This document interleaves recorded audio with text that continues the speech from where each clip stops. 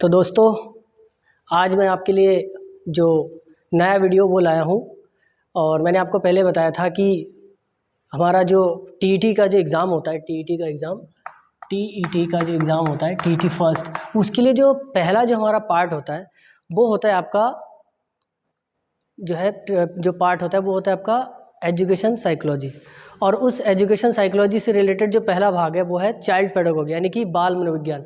तो बाल मनोविज्ञान से संबंधित हमें सबसे पहले बच्चों की बुद्धि का विकास किस तरीके से होता है वो ध्यान रखना होता है कि बच्चों के बुद्धि का विकास कैसे होता है। तो बाल मनोविज्ञान के अकॉर्डिंग ये आपको देखना है कि बच्चों के बुद्धि का विकास कैसे होता है। और उसके लिए ज़रूरी ये है कि आप बुद्धि के विकास से संबंधित जो कुछ सिद्धांत है, ये कुछ इम्पॉर्टेंट सिद्धांत है, ये आपको अच्छे से पता होना चाहिए। यही पेपर में पूछा जाता है और अच्छे से इसको अच्छे से देख लीजिए।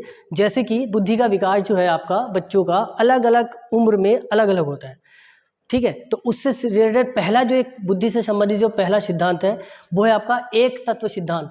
बुद्धि का एक तत्व सिद्धांत जो है ये पहला आपका सिद्धांत है जो कि थॉर्नडाइक ने दिया था। इसको यूनिफैक्टर भी कहते हैं, इंटेलिजेंस का जो डेवलपमेंट होता है। तो ये एक तत्व सिद्धांत आपका थॉर्नडाइक ने दिया था। दूसरा है आपका बहुतत्व सिद्धांत, ये आपका थर्स्टन ने दिया था। मल्टीपल फैक्टर जो सिद्धांत दिया था वो आपका थर्स्टन ने दिया था। और उसके बाद आपका तीसरा जो है सिद्धांत वो दिया था समूह तत्व सिद्धांत, ये आपका बिने ने दिया था। बिने बहुत ही इंपॉर्टेंट एक साइकोलॉजिस्ट रहा है। उन्होंने बहुत सारे सिद्धांत दिए जिसमें से एक उनका समूह तत्व सिद्धांत भी है। उन्होंने कहा था कि बच्चों की जो बुद्धि का विकास होता है वो समूह के रूप में होता है। ये मैं बाद में एक्सप्लेन करूँगा। फिर आता है आपका त्रिआयाम सिद्धांत। ये जो त्रिआयाम सिद्धांत है ये गिलफर्ड ने दिया था। किसने दिया था? गिलफर्ड ने कहा था कि बच्चों की जो बुद्धि का विकास होता है वो त्रिआयाम में होता है और वो 3 फैक्टर्स में मतलब वो आपका विकास होता है। फिर आपका आता है इसी में ये जो 4 सिद्धांत है, इसमें से हमने अपने जो भारतीय जो शिक्षा शास्त्री है उससे संबंधित एक जो लिया है वो है संध्या विधि।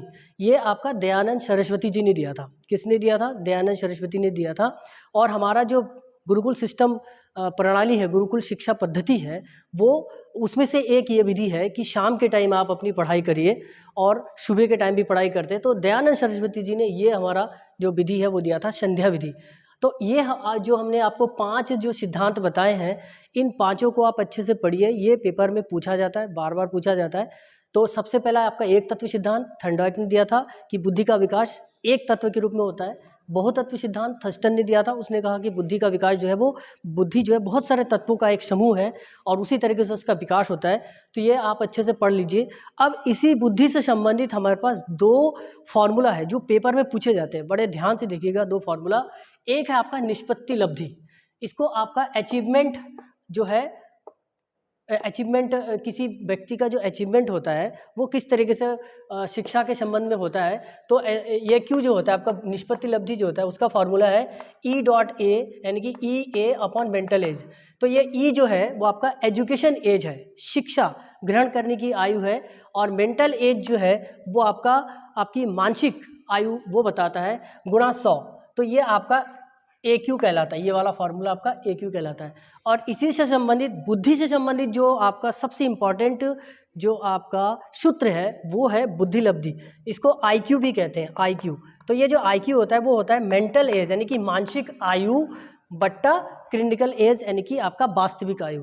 तो मेंटल एज बट्टा क्लिनिकल एज गुणा 100। तो ये 2 फॉर्मूला आपका पेपर में बार बार पूछा जाता है। तो ये 2 फॉर्मूला आपको अच्छे से पता होना चाहिए। इसके अलावा भी बहुत सारे चीज़ें हैं जो आपको मैं आने वाले टाइम में बताऊंगा, लेकिन फ़िलहाल आप इन जो नियम हैं इनको आप अच्छे से देख लीजिए। और कुछ किताब जो कुछ साइकोलॉजिस्ट ने लिखा है वो उस किताब के बारे में आप देख सकते हैं। जैसे यूक्लिड ने आपका एलिमेंट्स किताब लिखा था, ठीक है। और जॉन डीवी ने जो लिखा था वो लिखा था आपका रिपब्लिक, जो है आपका रूसो की किताब है रिपब्लिक। तो ये जो आपका अरस्तु से गुरु शिष्य परंपरा देखिए उसमें भी चला है। अरस्तु से शुरू करके या सुकरात से शुरू करके सुकरात फिर प्लेटो फिर आपका अरस्तु फिर सिकंदर, ये एक सीरीज चला है। इस तरीके से इसके बारे में हम बाद में बताएंगे। फिलहाल आप ये 5 सिद्धांत अच्छे से देख लीजिए और इसको अच्छे से रट लीजिए। ये पेपर में बार बार पूछा जाता है, ठीक है। धन्यवाद।